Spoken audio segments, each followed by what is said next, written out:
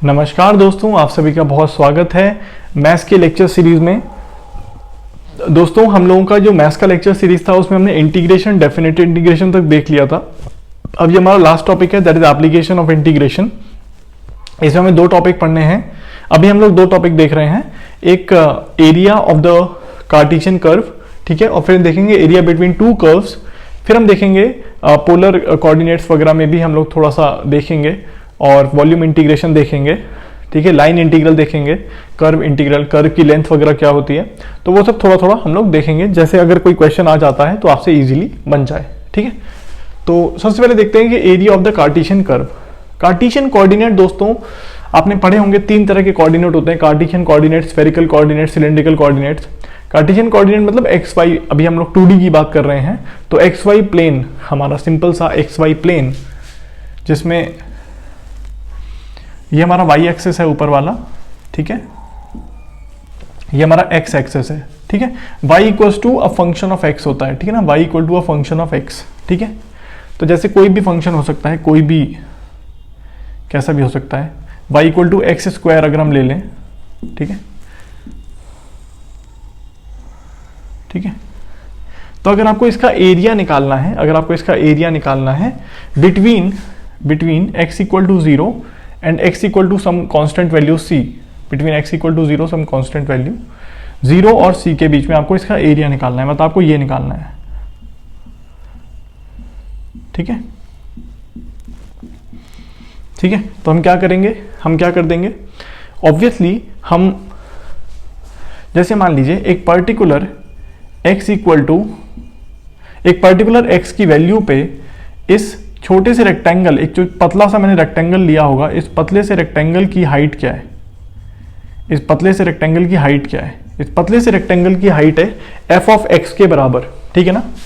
जैसे मैंने एक बहुत छोटा सा रेक्टेंगल ले लिया, डेल्टा एक्स विड्थ का at x equal to at x की ये वाली वैल्यू पे, ठीक है। फिर से सुन लीजिए, मैंने क्या किया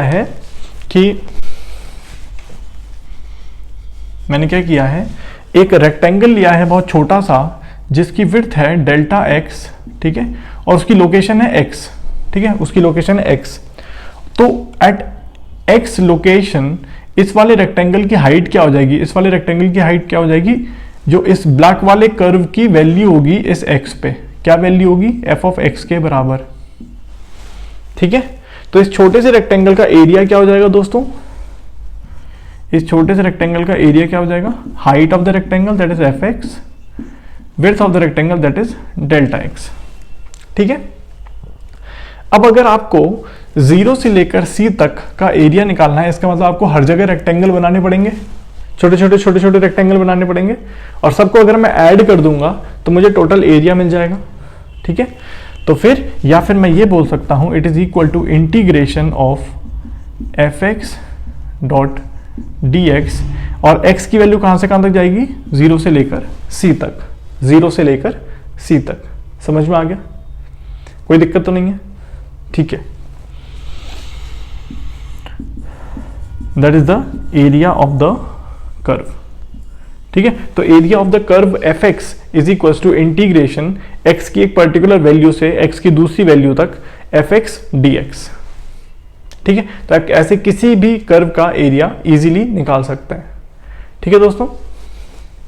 चलिए अब हम लोग नेक्स्ट देखते हैं यहां पे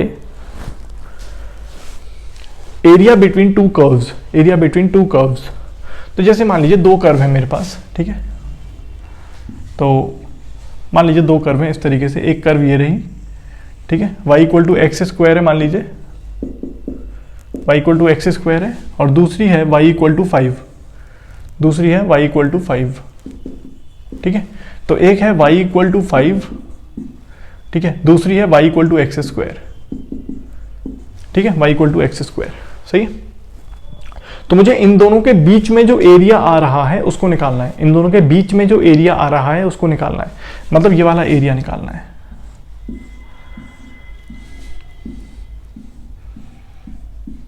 ठीक है, ये वाला एरिया निकालना है, ठीक है। अब क्या करेंगे, इसका मतलब जो जैसे मैंने रेक्टेंगल यहां पे बनाया था ना, छोटा सा पतला सा, सबसे पहले आप इसी को बनाना, सबसे पहले आप इसको बना के देखो। तो इसका मतलब at at a particular x, ठीक है, जो मेरा रेक्टेंगल बनेगा वो ऐसा बनेगा,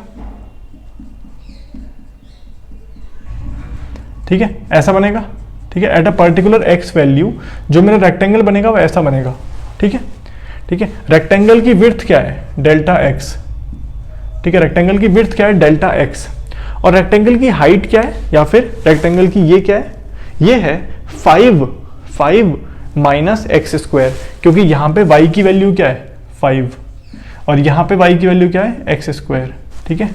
तो इसका मतलब इसकी ये क्या आ गई 5 माइनस एक्स स्क्वायर, ठीक है। अब अगर मैं देखूं तो यहां पे x की वैल्यू क्या होगी, माइनस अंडर रूट ऑफ 5,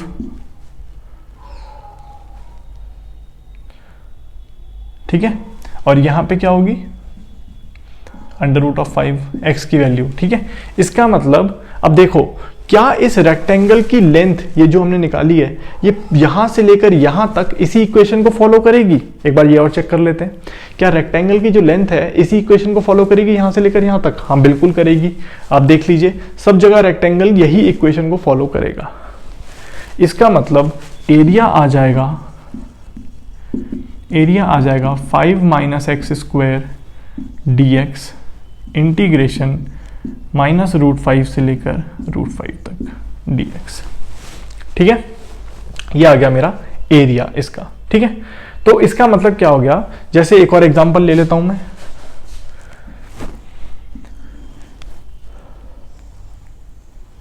इस तरीके से है और ये है, ठीक है, ठीक है। You have to find the area between the two curves, मतलब ये वाला एरिया और फिर ये वाला एरिया, ठीक है। मान लीजिए ये 0 है, ये x1 है, ठीक है, ये x2 है, ठीक है। तो यहां पे देखो ये मान लो कि ये y1 है, ये y1 कर्व है, ये y2 कर्व है, ठीक है। अब अगर मैं रेक्टेंगल बनाऊंगा तो यहां पे रेक्टेंगल का इक्वेशन बनेगा, रेक्टेंगल का हाइट बनेगा y1 माइनस y2, ठीक है, या f1x अपन माइनस f1x माइनस f2x, मतलब इसका फंक्शन, इस वाले का फंक्शन और इस वाले फंक्शन का माइनस। तो इसका एरिया होगा 0 से x1 पहले वाले का फंक्शन माइनस दूसरे वाले का फंक्शन dx। लेकिन आगे चले जाओगे तो आपको दिखेगा कि रेक्टेंगल अब चेंज हो गया है, ये y2 है, ये y1 है, तो ये बन जाएगा x1 से x2 f2x minus f1x dx, ठीक है, कोई दिक्कत तो नहीं। तो ऐसा बनेगा, मतलब आपको बस ये देखना है कि हाँ भाई रेक्टेंगल की जो हम लोग लेंथ लिख रहे हैं वो इक्वेशन कहाँ से कहाँ तक सेम चल रही है, तो वहां से वहां तक आप वही चलाओ, उसके बाद जब चेंज हो जाएगी तो चेंज कर दो, ठीक है। तो इस तरीके से हम area between the two curves निकालेंगे या area of a single curve निकालेंगे, ठीक है दोस्तों। चलिए अब हम देखते हैं किस तरीके से पोलर कोऑर्डिनेट्स में निकालते हैं एरिया। तो दोस्तों अभी तक हमने कार्टेशियन कर्व वाला देखा था, अब हम लोग थोड़ा सा पोलर कर्व के बारे में देखते हैं। कभी कभी क्वेश्चन पोलर कर्व का आ जाता है और बहुत सिंपल क्वेश्चन होता है, बहुत सिंपली आप इसको अंडरस्टैंड कर लोगे कि what is the polar curve, कैसे उसका एरिया निकालते हैं। तो देखते हैं। तो दोस्तों सबसे पहले देखते हैं पोलर कर्व होता क्या है, किससे कैसे उसको ड्रॉ करना रहता है, ठीक है, कैसे ड्रॉ करते हैं तो वो देखते हैं। सबसे पहले जैसे यहाँ पे हम लोग एक्स वाई प्लेन होता है दोस्तों, ठीक है, ये x है ये y है, ठीक है। हमें एक्स वाई में तो पता है कैसे ड्रॉ करते हैं, कोई दिक्कत नहीं है, ठीक है। जैसे फॉर एग्जांपल अब हमें पोलर कर्व दे दिया गया और उसमें दे दिया गया ऐसे लिखा हुआ है r जो होता है r इज द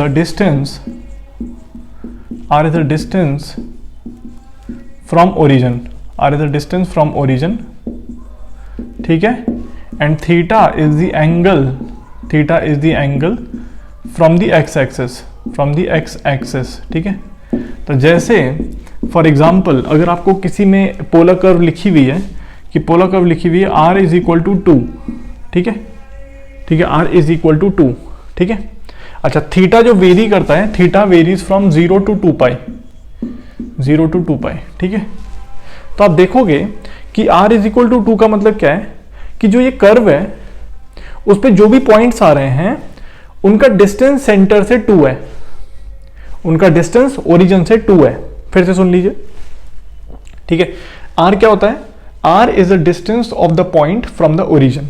तो ये आर इक्वल टू 2 का मतलब क्या है, ऐसी कर्व है या ऐसा फंक्शन है जिसका प्लॉट ऐसा बनेगा जिसमें हर एक पॉइंट का डिस्टेंस ओरिजिन से 2 के बराबर है, कांस्टेंट है, 2 के बराबर है।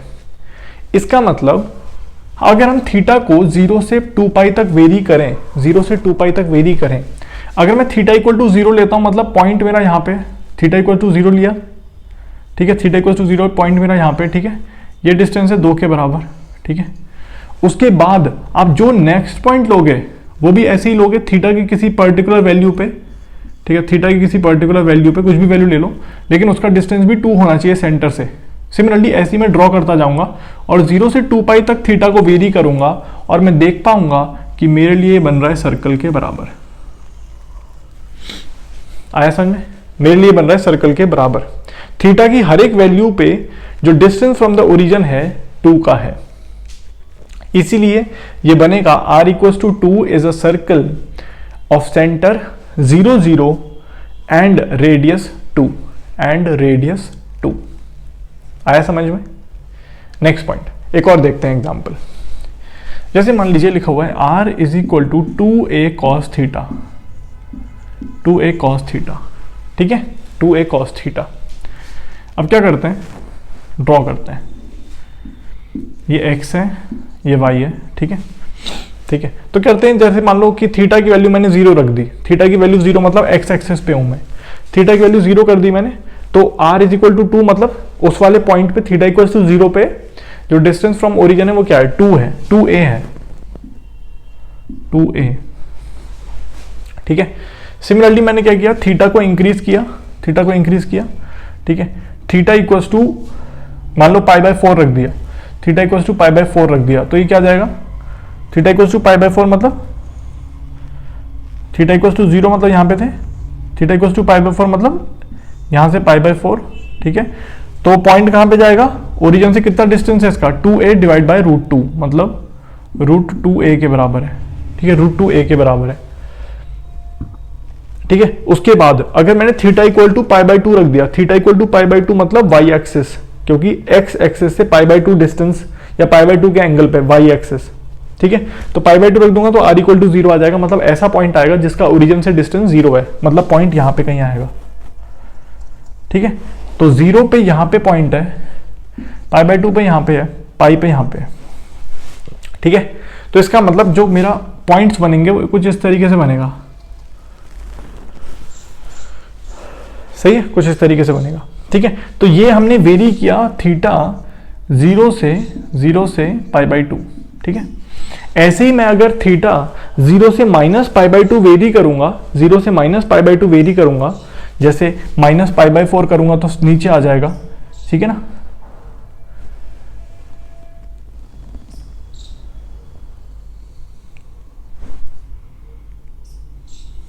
ठीक है, क्योंकि अगर देखो theta equal to pi by 4 पे डिस्टेंस क्या है, डिस्टेंस क्या है, ओरिजिन से डिस्टेंस कितना है, √2a, ठीक है।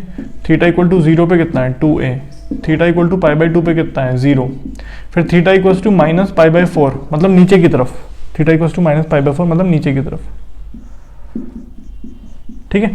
Theta equal to minus pi by 4 लूंगा तो डिस्टेंस कितना है ओरिजिन से, डाल के देखो, माइनस पाई बाय 4 डालो तो कितना आएगा, √2 आएगा,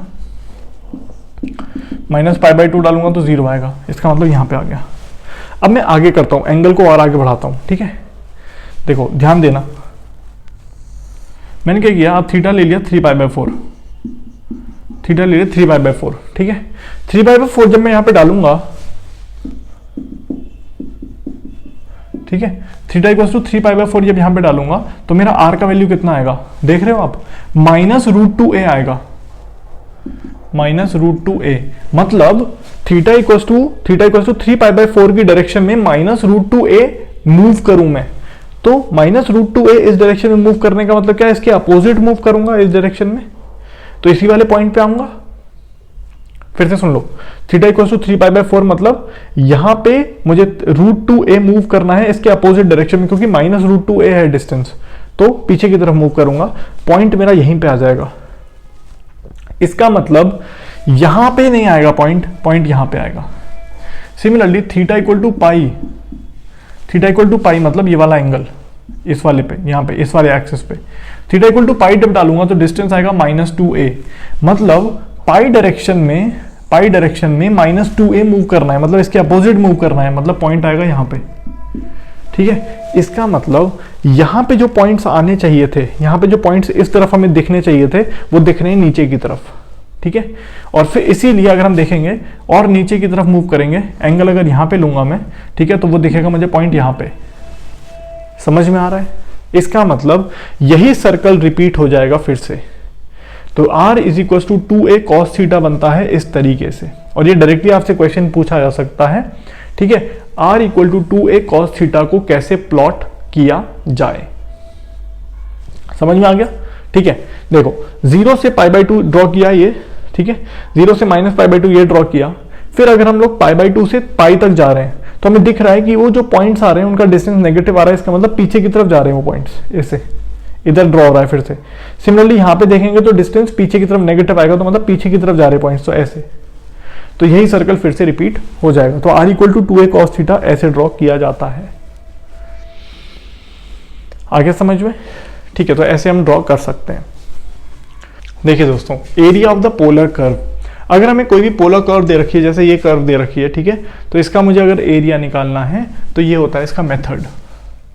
ठीक है, 1/2 r का इक्वेशन, जो भी r का इक्वेशन होगा, का स्क्वायर d थीटा, और theta changing from alpha two beta. ठीक है, तो कोई भी कर्व होगी, हमें r की इक्वेशन दे रखी होगी और थीटा की वैल्यू दे रखी होगी कि भैया एरिया निकाल दो अल्फा से बीटा के बीच में, तो ये आप यूज करोगे। इसको आप देख भी सकते हो कि जैसे for example r is equal to 2 हमारा ये वो है। ठीक है, अगर मैं थीटा को वेरी कर रहा हूँ 0 से 2 पाई, ठीक है, तो अगर मैं ये वाली इक्वेशन यूज करूंगा तो मेरा एरिया आ जाएगा πr², और यही आना भी चाहिए। सही है, यही आना भी चाहिए। चलिए ठीक है, अब यहीं पे देख लेते हैं दोस्तों, area between two polar curves, area between two polar curves.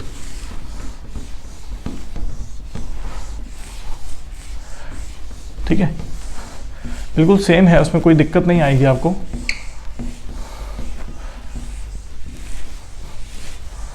जैसे फॉर एग्जांपल मान लीजिए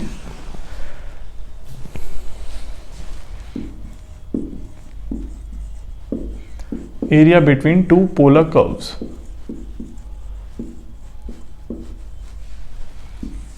ठीक है, तो जैसे फॉर एग्जांपल मान लीजिए दो पोलर कर्व्स है हमारे पास,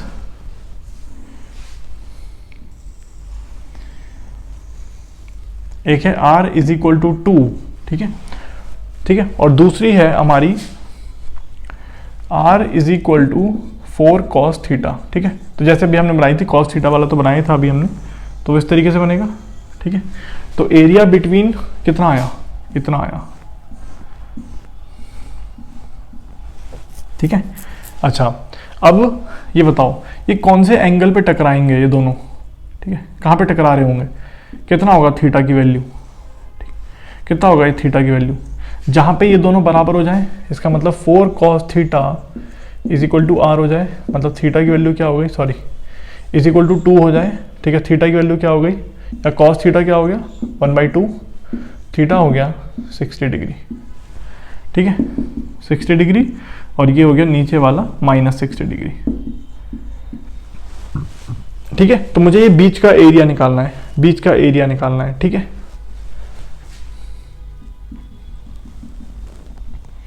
ठीक है, ये वाला एरिया निकालना है, ये बीच का एरिया। ठीक है, ये वाला, ये जो मैंने ब्लू से मार्क किया ये वाला एरिया। ठीक है, ठीक है दोस्तों, तो मुझे ये वाला एरिया निकालना है जो बीच का एरिया है, ब्लू वाला। ठीक है, अब देखिए ये जो बीच का एरिया है इसको मैं लिखता हूं, जैसे मान लीजिए ये O है, ठीक है, ये A है, ये B है। ठीक है, तो अगर मैं मान लूं कि मुझे ये वाला एरिया निकालना है, ये वाला OAB, ये जो मैंने ब्लैक से मार्क कर रखा है, ये वाला दिख रहा है, ये वाला। ठीक है, ये वाला एरिया, तो क्या ये वाला area is equal to area of r is equal to 2 from 0 to 60 degree. देखो अगर मैं इसको आप अलग से दिखाऊं आपको, तो ये सर्कल इस तरीके से बना दूं, तो ये जो एरिया है वो ये हो जाएगा ना 0AB, ठीक है, 60 डिग्री, ठीक है कि नहीं, सही है। उसके बाद अगर मैं दूसरा वाला सर्कल को देखूं,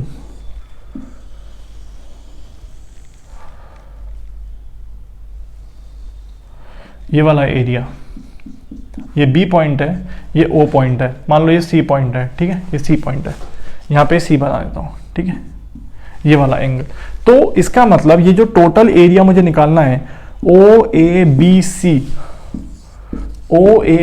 एरिया, ये जो ये वाला एरिया है is equal to area of OAB plus OBC, सही है। तो OAB का एरिया निकाल लिया, फिर OBC का एरिया निकाल लिया, ठीक है। तो OAB का एरिया क्या होगा, OAB का एरिया होगा 1/2 R स्क्वायर कितना है 2 का स्क्वायर 4।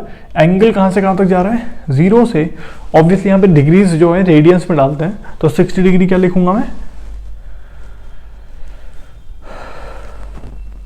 π/3, ठीक है, d थीटा, ठीक है। तो कितना आ जाएगा 2π/3, सही है, 2π/3, कोई दिक्कत तो नहीं है, समझ में आ गया, ठीक है। उसके बाद ये वाला एरिया देखते हैं। तो ये वाला एरिया है, ये देखो ये जो फिगर है ब्लू वाली, ये क्या है 4 cos थीटा की फिगर है, ये 4 cos theta, R = 4 cos theta की फिगर है, और इसका एरिया ये होगा 60 डिग्री से लेकर 90 डिग्री तक, ठीक है। तो OCA का एरिया होगा π/3 से लेकर π/2 तक 16 cos square theta d theta 1/2। आया समझ में कि नहीं।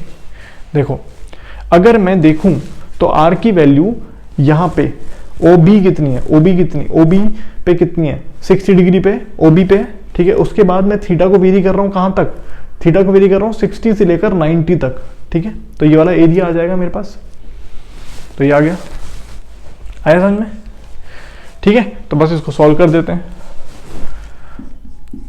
1/2 16 तो बाहर आ जाएगा, cos स्क्वायर थीटा को लिखेंगे 1 + cos 2 थीटा डिवाइडेड बाई 2 π/3 से π/2 8, ये भी /2 आ जाएगा,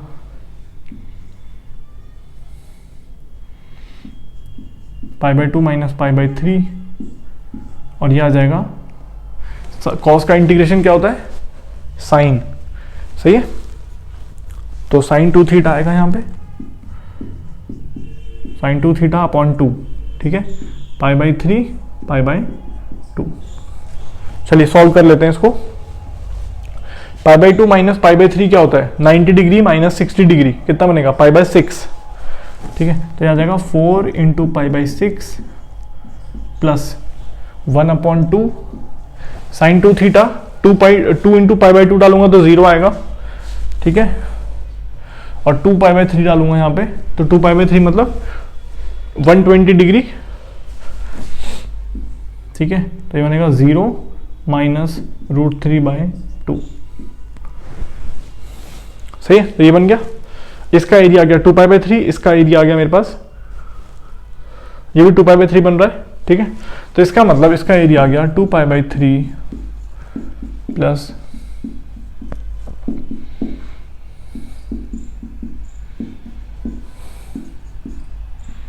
that is equals to 4 π/3 - √3, ठीक है। तो ये बनेगा हमारा आंसर, समझ में आ गया ये, ठीक है। थोड़ा लेंदी है, तो मेरे ख्याल से इतना लेंदी क्वेश्चन तो नहीं पूछना चाहिए, बट फिर भी आपको क्लैरिटी के लिए मैंने आपको ये करा दिया कि area between 2 curve, polar curves कैसे निकालेंगे। थोड़ा लेंदी है, बट मेरे को लगता नहीं इतना कोई पूछेगा, ठीक है। चलिए आगे चलते हैं दोस्तों, लेंथ ऑफ द कर्व्स देखते हैं। आइए दोस्तों देखते हैं derivative of an arc length. ये एप्लीकेशन ऑफ इंटीग्रल का नेक्स्ट पोर्शन है, derivative of an arc length और लेंथ ऑफ द कर्व, ठीक है। तो देखिए बहुत सिंपल सा है, derivative of an arc length बहुत सिंपल सा है। क्या है ये, देखिए फॉर एग्जांपल जैसे मान लीजिए अगर कोई कर्व है आपके पास, ठीक है, ये x है, ये y है, ठीक है, कोई भी कर्व है ऐसे, ठीक है। तो इस कर्व में ये होगा हमारा डेल एक्स, ठीक है, ये हमारा डेल एक्स होगा, ये हमारा डेल वाई होगा, ठीक है। अच्छा, कर्व जो है वो कुछ इस तरीके से है, लेकिन क्योंकि डेल एक्स और डेल वाई बहुत छोटा है तो मैं कर्व को, या जो ये कर्व है इसको मैं मान सकता हूं कि this is a straight line approximately, ठीक है, approximately it's a straight line, ठीक है। तो मैं क्या बोल सकता हूं कि डेरिवेटिव ऑफ द, मान लीजिए इसकी लेंथ है डेल्टा एस, ठीक है, तो derivative of the arc length delta s is equal to delta x square plus delta y square, ठीक है। अब इसको नीचे ले जाओ, तो delta s upon delta x is equal to under root of 1 plus delta y over delta x whole square, सही है। तो इसका मतलब ds by d x is equal to under root of 1 plus dy by d x whole square, सही है। तो derivative of the arc length with respect to x is equal to this. तो अगर हमें कोई क्वेश्चन में function दे रखा होगा y in terms of x और हमें लेंथ पूछी है x इक्वल टू a से लेकर x इक्वल टू b तक, तो लेंथ कैसे निकालूंगा मैं? तो y is equal to f of x दे रखा है, ठीक है, then length of curve from x equal to a to x equals to b will be integration a to b। देखो हमें पता है कि ds by d x is equal to under root of, ठीक है। तो अब हम देखेंगे तो ds क्या हो जाएगा, इसको dx से मल्टीप्लाई कर दीजिए,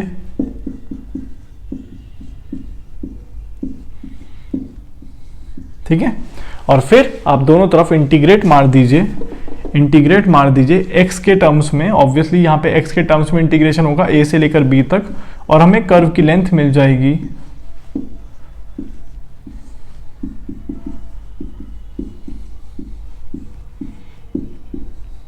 ठीक है। तो ये हमारी कर्व की लेंथ हो जाएगी। सिमिलरली अगर कोई फंक्शन हमें x equal to f y दे रखा है, ठीक है, यहां पे लिखता हूं,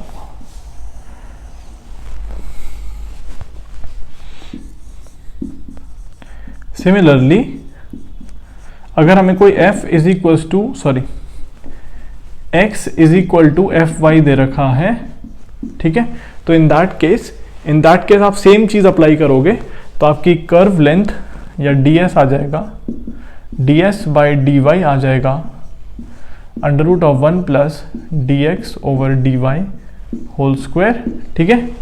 अब लेंथ क्या हो जाएगी, length y equal to a to y equal to b क्या हो जाएगी,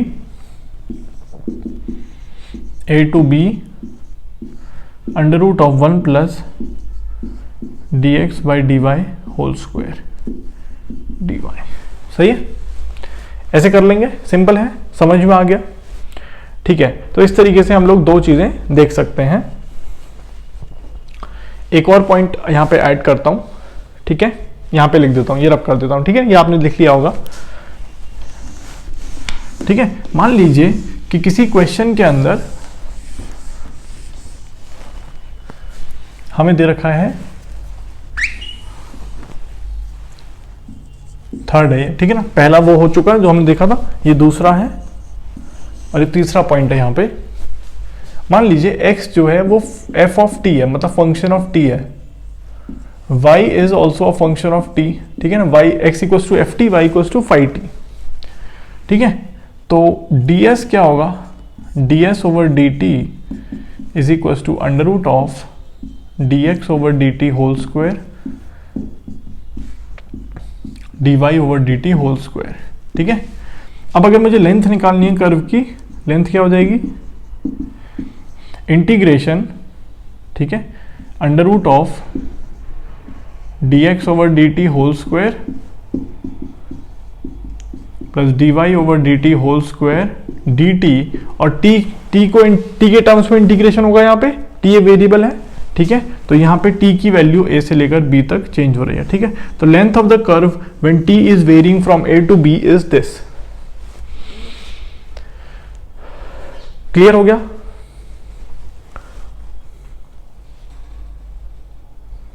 ठीक है। लास्ट पॉइंट जो मेरे ख्याल से ज्यादा आपको यूज नहीं आएगा बट फिर भी लिख लेते हैं, length of the curve in polar coordinates, length of the curve in polar coordinates is equals to integration under root of r square plus dr by d theta whole square d theta, theta going from alpha to beta, theta going from alpha to beta, ठीक है। तो ये आपका length of the curve हो जाएगा polar coordinates में, ठीक है। तो इतना आपने लेंथ ऑफ द कर्व देख लिया तो आपके कोई भी क्वेश्चन नहीं रुकेगा, ठीक है। बस 3-4 चीज आपको याद होनी चाहिए। एक ये वाला फॉर्मूला, एक जो हमने सबसे पहला लिखा था वो वाला, एक ये और एक ये, ठीक है। चलेंगे क्वेश्चन हम लोग प्रीवियस ईयर क्वेश्चन वाले पार्ट में या क्वेश्चन वाले पार्ट में देख लेंगे, ठीक है।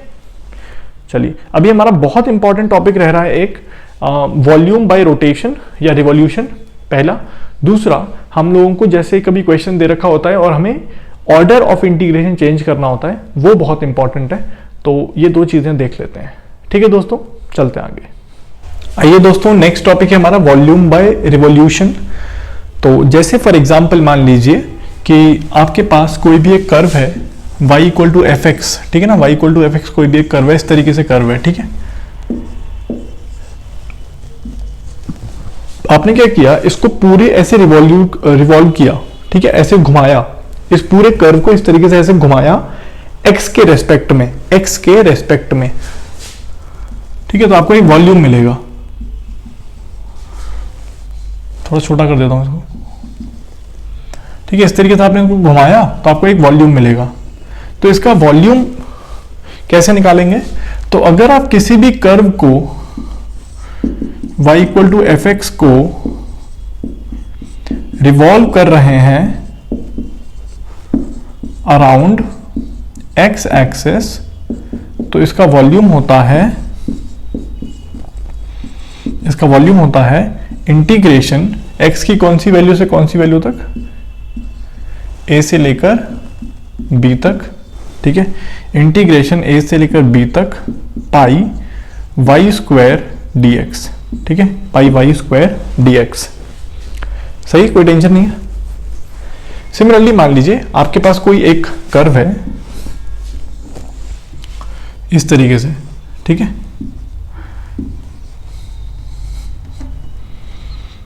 ठीक है। आपने क्या किया, यहां पे हम x के अबाउट रिवॉल्व कर रहे थे, यहां पे हम y के अबाउट रिवॉल्व करेंगे। तो इस तरीके से आपने इसको रिवॉल्व किया तो आपको इस तरीके से वॉल्यूम मिल जाएगा, ठीक है। इस तरीके से आपको एक वॉल्यूम मिल जाएगा, ऐसे घुमाया आपने, ठीक है, ऐसे घुमाया y के अबाउट। तो y के अबाउट जब आप रिवॉल्व करोगे तो y की लिमिट है फॉर एग्जांपल a से लेकर b तक, ठीक है, y की लिमिट है a से लेकर b तक, ठीक है। तो इसका वॉल्यूम होगा 1/2, सॉरी नॉट 1/2, इसका वॉल्यूम होगा इंटीग्रेशन पाई x स्क्वायर dy और y की लिमिट डाल दीजिए a से लेकर b तक, ठीक है। यहां पे हम लोगों को x को लिखना पड़ेगा इन टर्म्स ऑफ y, मतलब ये जो फंक्शन होगा ना, ये जो फंक्शन होगा ये कुछ इस तरीके से होगा, x equals to function of y, x is equals to function of y, ठीक है। यहां पे y is equals to function of x, clear है। तो यहाँ पे y equals to function of x लिखेंगे तो ऐसा लिख देंगे, यहाँ पे x equals to function of y लिख देंगे तो ऐसा आ जाएगा, ठीक है। तो ये दो आपके पास फॉर्मूले हैं, इसके ऊपर क्वेश्चन आ चुके हैं। तो हम लोग जब क्वेश्चन सीरीज देखेंगे प्रीवियस ईयर क्वेश्चन वाली, ठीक है, तो वो भी अपनी जल्दी अपलोड कर देंगे, ठीक है। तो आपको वहां से आप क्वेश्चन की प्रैक्टिस कर सकते हैं, ठीक है दोस्तों। अब नेक्स्ट पार्ट है हमारा double integration and triple integration, और किस तरीके से हम लोग इंटीग्रेशन के जो ऑर्डर होता है उसको चेंज कर सकते हैं, वो देखते हैं। वो काफी इंपॉर्टेंट है और ऑब्जेक्टिव के हिसाब से बहुत इंपॉर्टेंट टॉपिक है, देखते हैं दोस्तों। आइए दोस्तों अब नेक्स्ट टॉपिक देखते हैं, double integration and change the order of integration, ठीक है। डबल इंटीग्रेशन क्या होता है और ऑर्डर कैसे चेंज करते हैं, काफी इंपॉर्टेंट टॉपिक है मेरे ख्याल से। Change of order of integration एक काफी इंपॉर्टेंट टॉपिक है ऑब्जेक्टिव के हिसाब से। देखते हैं, देखिए डबल इंटीग्रेशन, अब तक हम सिंगल इंटीग्रेशन कर रहे थे। जैसे हमने देखा था कि कभी हम एरिया निकाल रहे हैं, ठीक है, जैसे हमने एफ ऑफ एक्स, ये फंक्शन है एफ ऑफ एक्स है, ठीक है, आपको एरिया निकालना है ए से लेकर बी तक, तो आप सिंगल इंटीग्रेशन कर रहे हो कि भाई f of x d x a से लेकर बी तक, ठीक है। तो यहाँ पे हमने एक वर्टिकल स्ट्रिप ली थी इस तरीके से, ठीक है। अभी क्या है कि यहां पे हम लोग क्या कर रहे हैं, जो फंक्शन था वो एक ही वेरिएबल का था, मतलब फंक्शन जो था वो सिर्फ एक्स का था। यहां पे हमने फंक्शन एक लेंगे, कोई भी फंक्शन ले लेते हैं जो वेरिएबल दो का है, x comma y, it's of two variables, function is of two variables x comma y, ठीक है। तो कोई भी एक एग्जांपल ले लेता हूं, ठीक है। जैसे मान लीजिए इस तरीके से मेरा एक रेक्टेंगल है, ठीक है, तो इस x1 से लेकर x2 है, y1 से लेकर y2 है, ठीक है। तो मुझे डबल इंटीग्रेशन निकालना है इस एरिया के अंदर इस वाले फंक्शन का। तो कैसे निकालते हैं, double integration f of x comma y d x d y, पहले समझिएगा इसको फिर लिखना, ठीक है। और पहले हम x को इंटीग्रेट कर रहे हैं, फिर y में इंटीग्रेट कर रहे हैं, तो x1 से लेकर x2 तक, ठीक है, y1 से लेकर y2 तक, इस तरीके से हमारी कहानी चलेगी। तो ये हमारा इंटीग्रेशन हो गया, ये डबल इंटीग्रेशन हमारा हो गया। तो यहां देखिएगा दोस्तों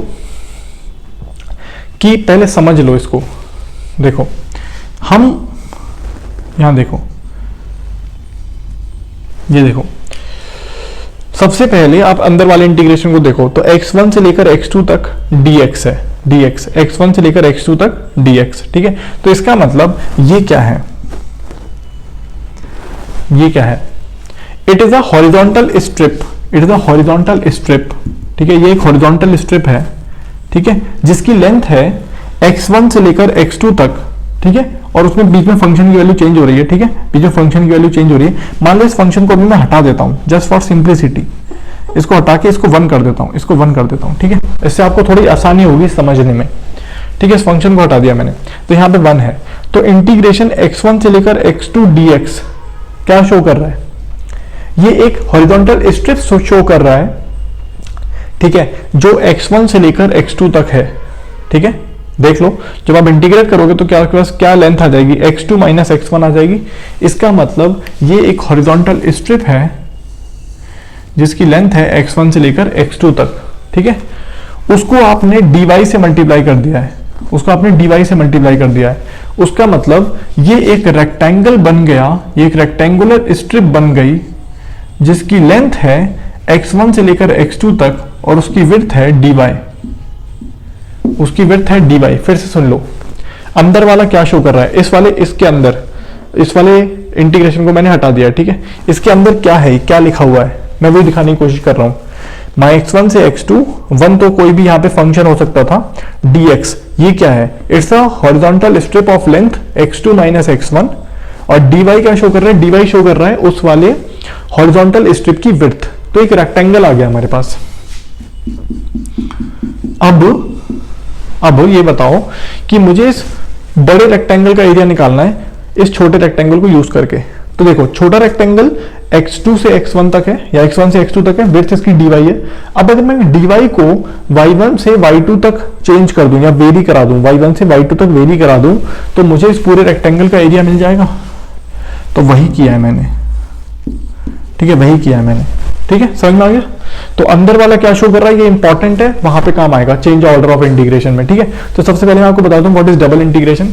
डबल इंटीग्रेशन किसी भी फंक्शन का हो सकता है, function is of two variable x and y, तो dx dy, x1 से x2, y1 से y2, ये हो गया।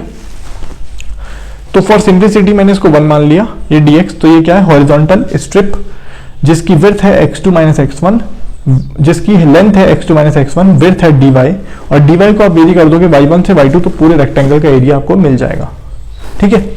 अब ये है, इसके साथ साथ मैं इसको ये भी लिख सकता हूं। तो याद रखना कि अगर dx पहले आ रहा है, dy बाद में आ रहा है, तो it is showing a horizontal strip, मतलब यहां पे आप हॉरिजॉन्टल स्ट्रिप यूज कर रहे हो, हॉरिजॉन्टल स्ट्रिप यूज कर रहे हो, ठीक है। नेक्स्ट, इस वाले इंटीग्रेशन को मैं ये भी लिख सकता हूं,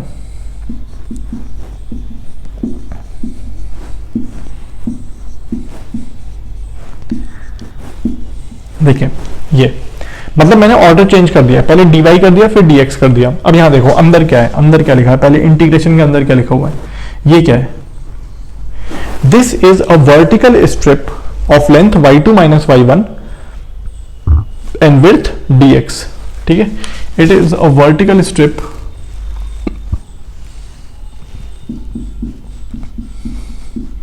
ऑफ y2 माइनस y1 और इसकी विड्थ क्या है, dx।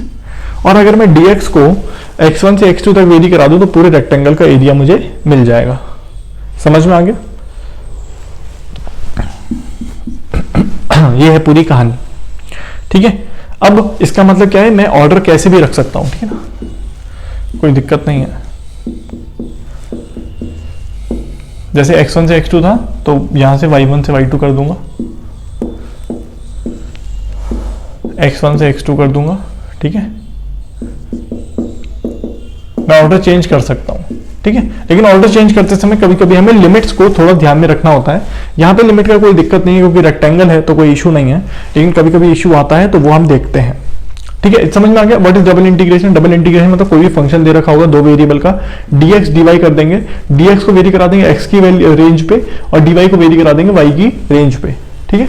उसके बाद ये डबल इंटीग्रेशन का ऑर्डर आप चेंज कर सकते हो, ठीक है।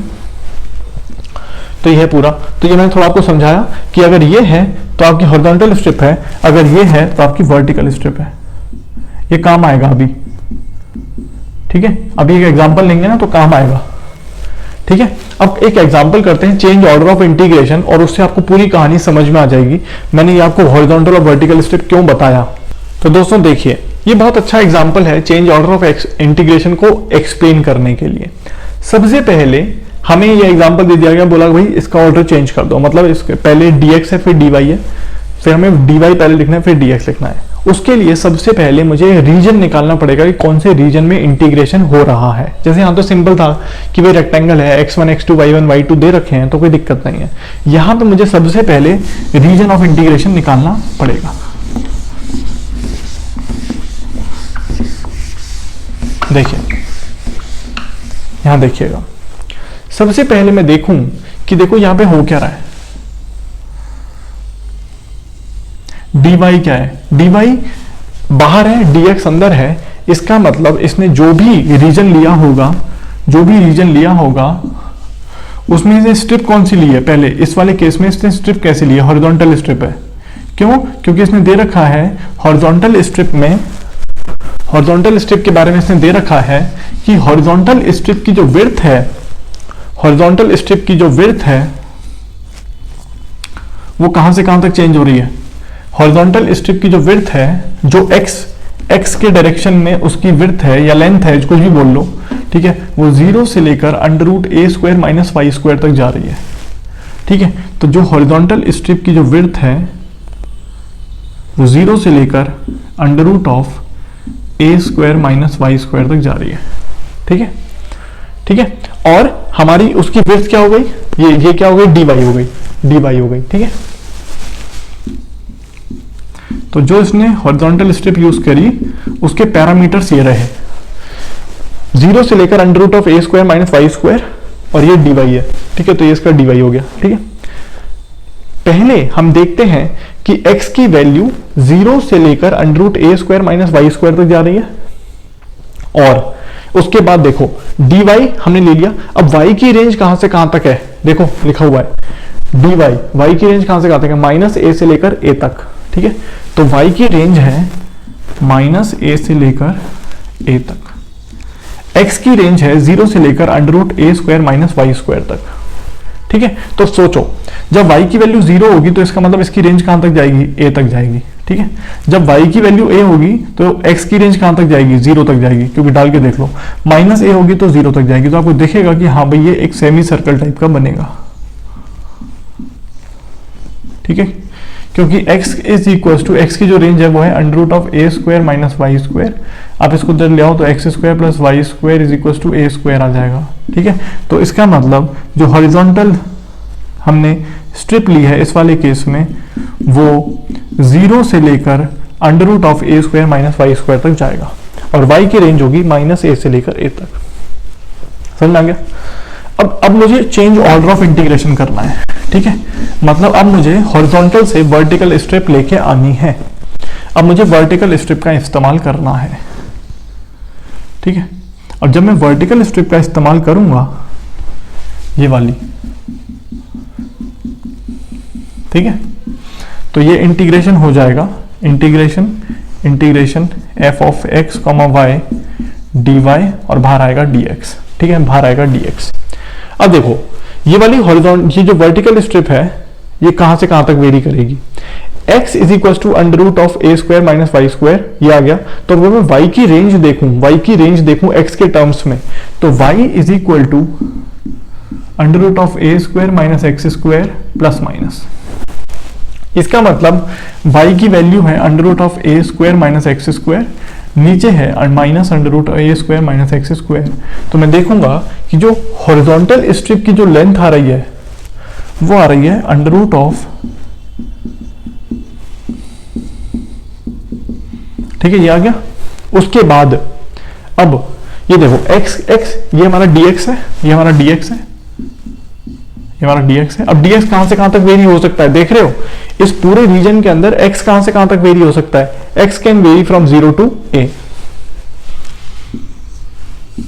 ठीक है ना, क्योंकि आप इस वर्टिकल स्ट्रिप को कहां से कहां तक सरकाओगे, x की वैल्यू 0 तक लेके जाओगे, फिर उसको सरकाते सरकाते x इक्वल टू a तक लेके जाओगे। ठीक है, तो ये हमारा चेंज हो गया ऑर्डर। ठीक है दोस्तों, समझ में आया? काफी इंपॉर्टेंट है। ठीक है, अब जल्दी से एक और एग्जांपल देखते हैं चेंज ऑर्डर ऑफ इंटीग्रेशन का। आइए दोस्तों देखते हैं, ये वाला एक अच्छा क्वेश्चन है जिसमें आपको ऑर्डर ऑफ इंटीग्रेशन चेंज करना है। तो यहां पे देखिए एक्स स्क्वायर से लेकर 2 minus x f of x y d y d x. ठीक है, तो यहां देखिए सबसे पहले स्ट्रिप कौन सी यूज करी है इसने। देखिए इंटीग्रेशन के अंदर पहले ये लिखा हुआ है डी वाई, इसका मतलब आपकी स्ट्रिप जो है वो वर्टिकल स्ट्रिप है। ठीक है, वर्टिकल स्ट्रिप कहां से कहां तक जा रही है, वर्टिकल स्ट्रिप जा रही है एक्स स्क्वायर से लेकर 2 माइनस एक्स तक। ठीक है, वर्टिकल स्ट्रिप एक्स स्क्वायर से लेकर 2 माइनस एक्स तक जा रही है। ठीक है, तो सबसे पहले मैं दो कर्व बनाता हूं, y equal to x square, y equal to 2 minus x. ठीक है ना, क्योंकि वर्टिकल स्ट्रिप जो है वो एक्स स्क्वायर से 2 माइनस एक्स तक जा रही है। तो y equal to x square बनाऊंगा ऐसे, y equal to 2 minus x बनाऊंगा तो ऐसा जाएगा, यहाँ पे 2 रहेगा, ऐसे होगा, दे बोथ इंटरसेक्ट एट 1। ठीक है, तो मुझे दिख रहा है कि मेरी जो वर्टिकल स्ट्रिप है वो एक्स स्क्वायर से, मतलब इस वाले कर्व से लेकर इस वाले कर्व तक है। ठीक है, ठीक है, और उसकी विड्थ कितनी है dx ऑब्वियसली। तो ये मेरी वर्टिकल स्ट्रिप है जो y equal to x square से यहां तक जा रहा है। ठीक है, और ये मेरा dx है। ठीक है, उसके बाद उसने बोला कि जो x की वैल्यू है, जो x की वैल्यू है 0 से 1 तक जा रही है, 0 से 1 तक जा रही है। इसका मतलब x की वैल्यू यहां से यहां तक जा रही है, इसका मतलब एक तरीके से आपको इसका एरिया निकाल रहा है ये। ठीक है, इसका एरिया निकल रहा है ये। ठीक है, इस वाले रीजन में काम हो रहा है। ठीक है, उसके बाद दोस्तों ऑब्वियसली अब इसने वर्टिकल स्ट्रिप लिया तो मुझे हॉरिजॉन्टल स्ट्रिप लेनी पड़ेगी। ठीक है, तो हॉरिजॉन्टल स्ट्रिप लेता हूं। तो अगर मैं हॉरिजॉन्टल स्ट्रिप लेता हूं, ठीक है, तो ये तो dy हो गया। ठीक है, तो dy हो गया। x कहां से कहां तक जा रहा है, देखो रेंज देखो, x की रेंज देखो, 0 से लेकर यहां पे 2 माइनस एक्स तक जा रहा है,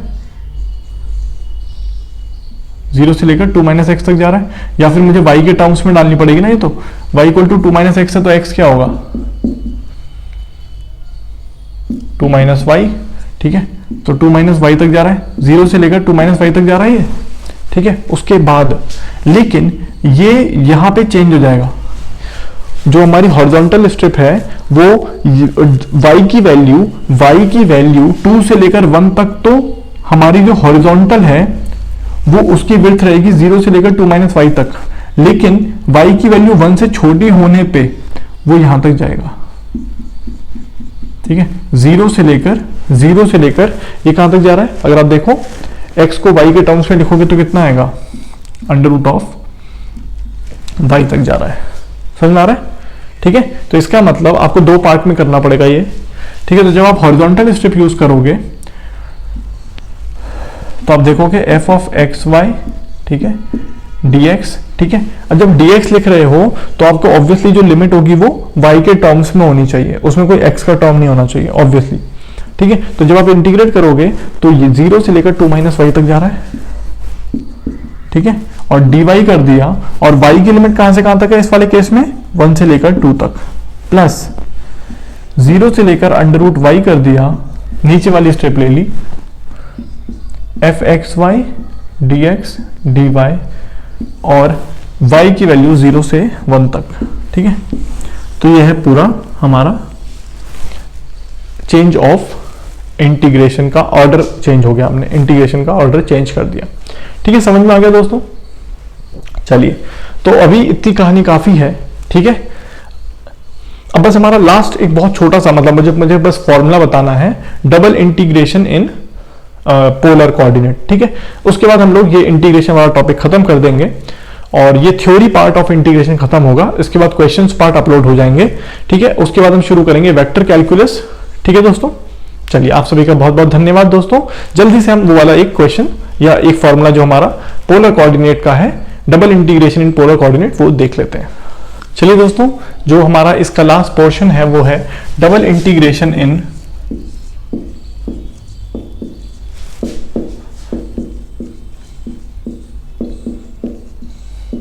पोलर कोऑर्डिनेट। वैसे जनरली आपसे पूछेगा नहीं, बट फिर भी देख लेते हैं। कोई एक फॉर्मूला देखने में आपको कोई दिक्कत नहीं है, बस आपके अगर क्वेश्चन आ गया तो बन जाएगा, नहीं तो कोई दिक्कत नहीं है। ठीक है, और यहाँ देखिए, मान लीजिए हमारा ये पोलर कोऑर्डिनेट है। पोलर कोऑर्डिनेट में r और थीटा दो चीजें होती हैं। ठीक है, ये y है, ये x है। ठीक है, तो कोई भी फंक्शन है f r थीटा, ठीक है, आपको डबल इंटीग्रेशन करने को बोल रहा है किसी पर्टिकुलर रीजन में। ठीक है, तो आप क्या करोगे, f r theta dr d theta, r की रेंज r1 से r2 और थीटा की रेंज अल्फा से बीटा, तो ये फॉर्मूला यूज होगा।